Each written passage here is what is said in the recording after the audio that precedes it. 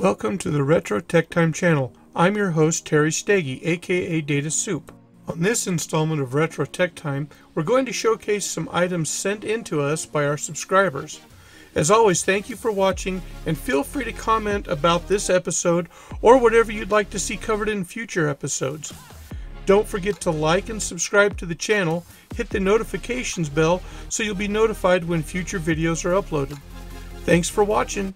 Thank you to subscriber Rick983. Rick sent in a really interesting machine to me. He actually donated it, so I'm going to take it apart and see if I can figure out exactly what it is. It says that it's a Coco 1, which it looks like it from the case and from all of the ports that are on it. The interesting thing, though, is when you look at the top, it actually says it's a TDP Electronics System 100 personal computer. This machine has me pretty perplexed. I'm wondering if it was possibly a pre-production run for the TDP 100. The case badge looks to be legitimate as far as it's metal. It's embossed, but it does not look like a standard TDP 100 badge.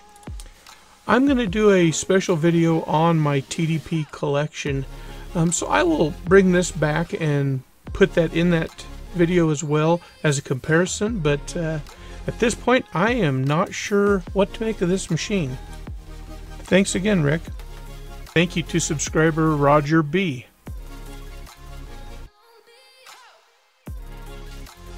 A few weeks ago I had posted that I was interested in trying to find one of these C20 Radio Shack certified computer cassettes because I didn't have one. Roger went ahead and sent me one that he had, and I really appreciated it. Thanks again, Roger. Thank you to our subscriber CM Stampin'. CM sent me a box of stuff, all kinds of stuff. Actually, he sent two.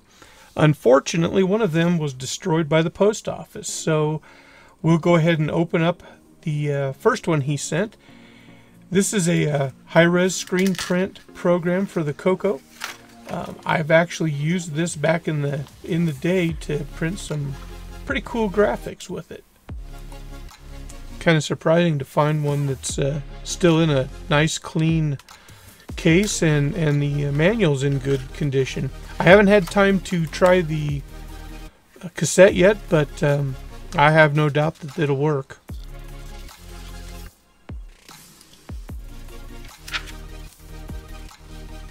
Just kind of show you a little bit of what's in the book and how you can use this. Now, I didn't realize this version had color printing capability, so I'll get my DMP-240 out with color ribbon, and we'll see if that works. I'm kind of interested in that. Look for that in a future video. Pretty cool little application. It's kind of funny to think how easy things are to do today compared to what we used to have to do, but neat application. Next, we've got a little handheld game, the Radio Shack Space Rescue box and everything. I was really surprised to see it even had the manual and the original kickstand for it. I actually remember selling this game when I worked at Radio Shack as an assistant manager back in the late 80s, early 90s. We would have stacks of these on the little display tables that we had pretty close to the register. They were fairly good price, good stocking stuffers for Christmas, but man, we did sell a ton of these. I'm going to have to see if I can find a battery for this. I'd actually like to play this again, show my granddaughter what handheld games used to be.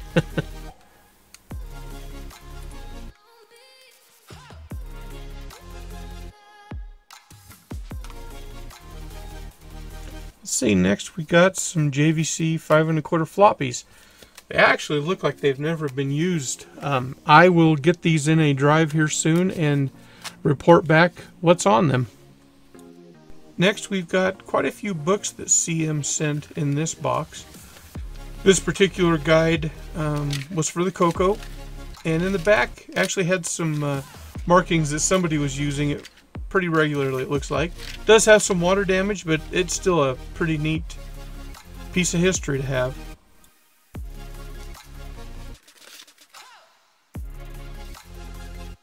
Next, we have the Poltergeist Coco Game Instruction Manual.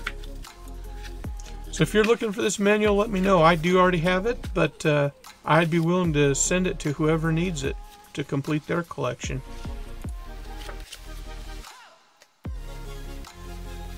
Next, we have the Getting Started with Color Basic.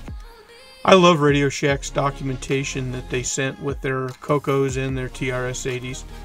I spent so many hours with these books as a kid learning Basic. Really is what jump-started my career. Next, we had the Color Computer 3 Extended Basic book. A little more in-depth because there was quite a bit more functionality the Coco 3 gave us. Pretty nice book too. The color graphics are glossy. Pretty nice all the way around.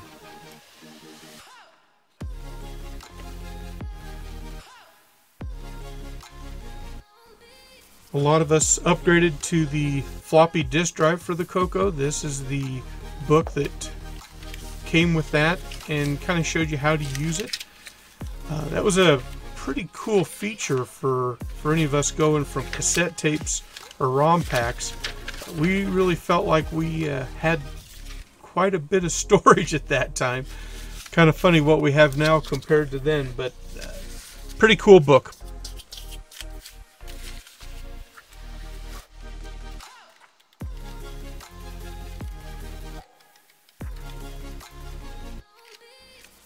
I like how they did show color glossy images in these books. Just kind of showed the amount of thought that went into these books and just how functional they were.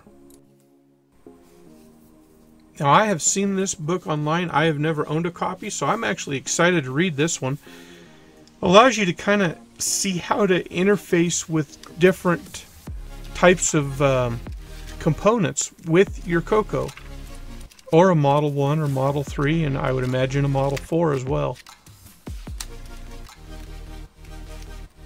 Pretty excited to get through this book.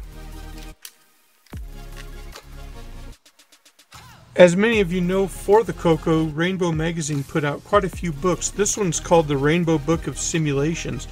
It had 20 programs listed for the TDP-100 or the Coco that allowed you to just type these in, and like most of us did, we did type them in, spent many a nights, and to get a pretty cool little program at the end. So a lot of learning went on with these books.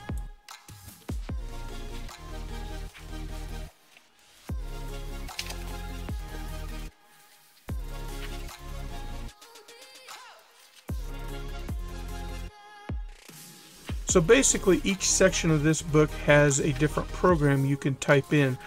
It's got awesome instructions and explains, exactly how the system's going to work. First time I saw some optical character recognition, I immediately went back to these books and thought, man, I wish we'd have had this when I was a kid. I will say my typing did improve after typing in all these games.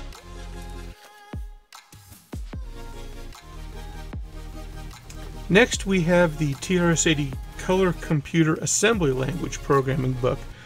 I have been very interested in this book. I have a couple copies of that, so this is one I will give away to a subscriber as well. But I really think this is one of the better books out there for learning assembly language, and a good reference book.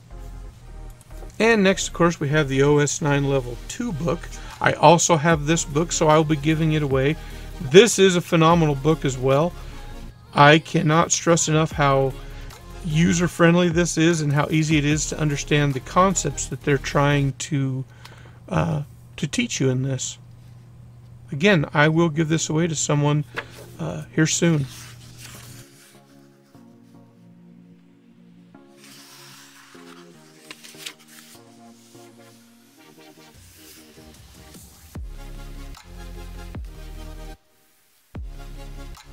And lastly, we have the More Basic Computer Games book.